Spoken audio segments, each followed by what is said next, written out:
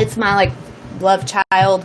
When I started my private practice, it became clear really quickly that there are not enough eating disorder resources available. And when there are resources available, it can be really expensive and really hard to get treatment.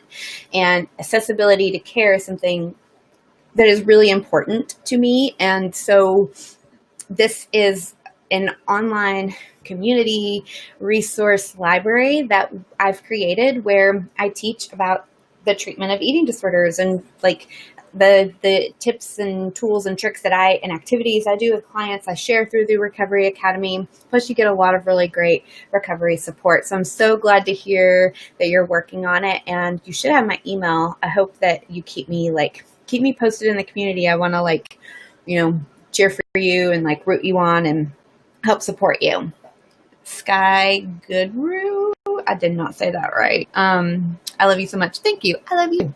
I love all of you here. This has been such a fun community to join and be a part of. Wow, so many friends here. Okay, this is honestly helping you so much. Thank you. So with that, I'm going to take another bite.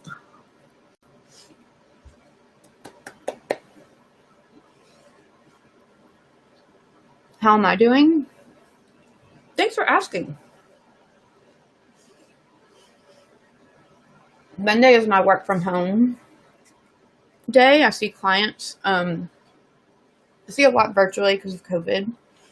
And Monday is my all day work from home.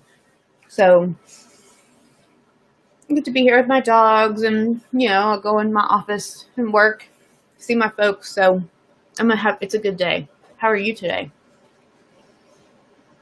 Hi from LA, England. Ooh. You went to the pool for the first time and didn't feel super uncomfortable. I'm so proud of you. It's amazing. And all of you watching this and listening to this, you deserve to the pool. You deserve to go to the pool. You're enough. Your body's okay. Just go to the pool and enjoy it.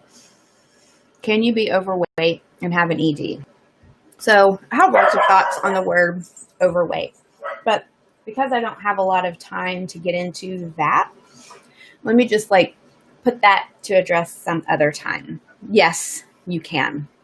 In fact, most people who have an eating disorder are not emaciated and like what we see on the media, and it's not the really sick person that we think we see when we think about eating disorders.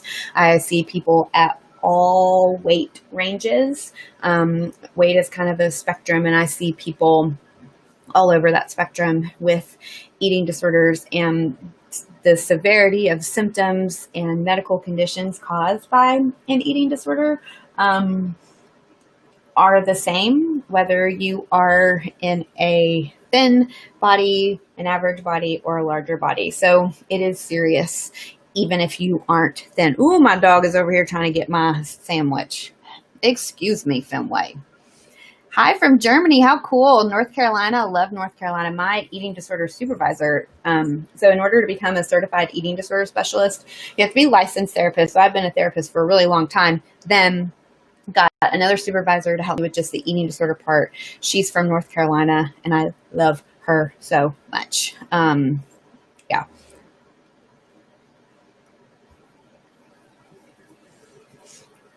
From Mexico, Chicago. I love Chicago. I went to graduate school up there and worked up there for a little bit. In fact, I worked at Timberline Knolls. Love it. Hi, friends. You ate a full meal today for the first time. Congratulations. So glad you're here. How do you cut back on pre-meal rituals? I like that question. So I would try writing them down, right? Just all the rituals. Put them on a piece of paper, write them down. All the things that you know you do. Then I would rate them from 1.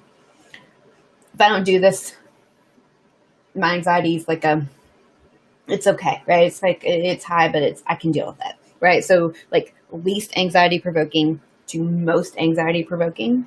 Then you start with that first one, the one that's the least amount of anxiety provoking for you. Then you will say, okay, I'm going to challenge this. I'm going to not do this ritual today. Okay. I'm going to have support lined up. I'm going to have my best friend I can text. I'm going to have my book ready to read. I'm going to have a nap I'm going to go take. I'm going to take a bath afterwards, and I'm going to watch The Office while I'm, getting ready for this meal and doing this thing. Right. And then you go and you do that plan. You stick to that plan. You do those things. Your anxiety might be really high, right? So make sure you also have a plan after that, right? How am I going to keep coping and dealing with my anxiety? And the longer you can hold off doing that ritual, right, the stronger you'll get. So the next time you practice that, and you practice that until that ritual isn't really a thing, and then you go on to the next one. Oh, thank you. Hi, first of all, thank you so much. You're welcome so much. You've helped me a lot, and I've eaten 2 meals and I haven't worked out at all. Yay! Congratulations. You don't have to earn your food. You don't have to work out. You don't have to burn a certain number of calories. You don't have to have eaten a certain way yesterday. You don't have to have accomplished things on your list for today. You could simply have opened your eyes, grabbed your cell phone from where it sits, be scrolling TikTok, and you still deserve to eat. Someone on Facebook is saying, I'm in the hospital for infection, hard to eat anything today. You feel bad. Great, you're making yourself eat. And you literally feel like, sometimes I think we have to force ourselves to eat, and that sucks. I hate that. Like, did you know that sometimes normal people, like people without eating disorder, they don't feel well either, right? They feel bad. And they might have a hard time in their stomach, or they might be feeling really like, ugh, this meal doesn't taste good. I really don't want to eat this, right? But they will eat because they're hungry and they know they need to eat, right? Or they do other things to try to take care of their body while they're sick. So I'm proud of you for making yourself eat, even though you feel really bad. It's really hard. And I think sometimes that's what we do in recovery, is that we just go into, the camera went off. We just go into what we call mechanical eating, where you force yourself to eat. Not fun. It's not but not every meal has to be fun, right? Not every meal is amazing. My lunch isn't amazing. It's not like something I'm gonna be like, I'm gonna have to remember this recipe. Like it's food, right? And we're eating because we just need to eat. So whoever is saying they haven't eaten, okay, in several days, I want you to not use numbers, please. And it's okay to go eat. Go grab something and sit here with us. We're all here supporting each other. You can do this. Tips to explain my ED struggles because my boyfriend doesn't really understand. Man, if I could count how many times this has come up where a boyfriend or partner doesn't really understand. Let me take a bite.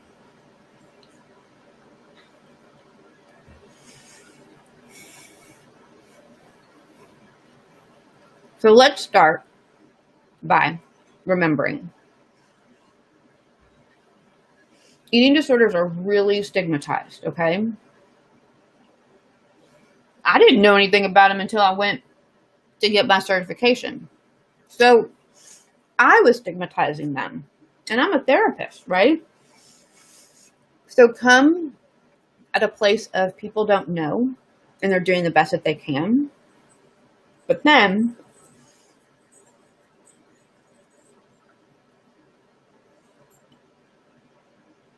it's okay to give that person information and education. So maybe you start by sharing YouTube videos. Maybe you start by sharing things you find on Instagram that are interesting, like an article or a story. Hey, just read this. I'd love your thoughts on this.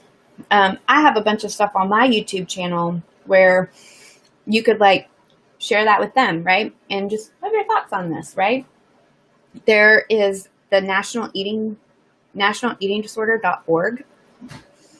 They have great screening tools. They have great resources, great information.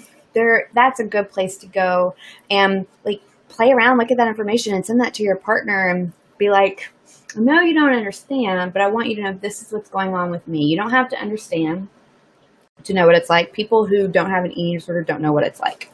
And so I think it is, they don't have to, saying you don't have to understand what I feel like, but can you like learn more about it so you know that it's hard for me and why I may struggle. Let's see. Do you have to eat 3 meals? Yes, and you probably need to eat more than 3 meals. Our bodies need food every few hours. So if you are up all day, that's more than 3 meals. So that's probably a good place to start, though, if you've been restricting, is how can I get in 3 meals today? Then you'll learn to recognize, oh, I'm hungry. I'm hungry between breakfast and lunch. I'm going to eat something. Oh, I'm hungry between lunch and dinner. It's okay to eat something.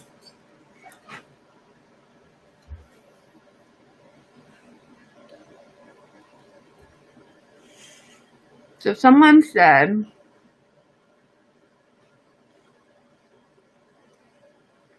is this a recovery cult? I think so. I hope so. I'm down with that. So brats, baddies. What should I do if my mom doesn't let me have my phone at meals, but it helps you eat them? If you have a therapist or a coach or like a doctor or somebody on your treatment team, tell them that and ask them to help educate and advocate with mom to have your phone. Sometimes it is, I'll work with clients. Yes, have your phone while you eat. If you can like watch something to distract yourself, that's often a really helpful thing for people.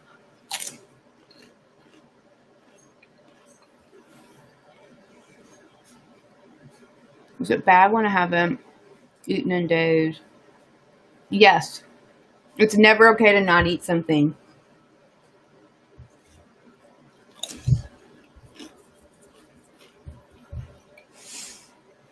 You can be scared to eat and need to eat because it's good for your body at the same time. You don't have to choose. You don't have to choose between being scared and doing the thing that your eating disorder wants you to do, right? You can feel both. You can have both. I can be scared and need to eat at the same time. So what I'm saying is sometimes it's okay to eat scared, right? That is a symptom of your eating disorder. You're not scared because there's something to be scared of. There's nothing to be scared of. Food is okay. It is okay to eat. It is okay to feed your body. What isn't okay, right, is, well, I don't know what I was going to say there. But it's okay to eat, right? Even though you're scared, because your body does need to eat, and always eating is what our body needs, and it's always the right option to take care of our bodies. Okay, y'all, I'm running out of time.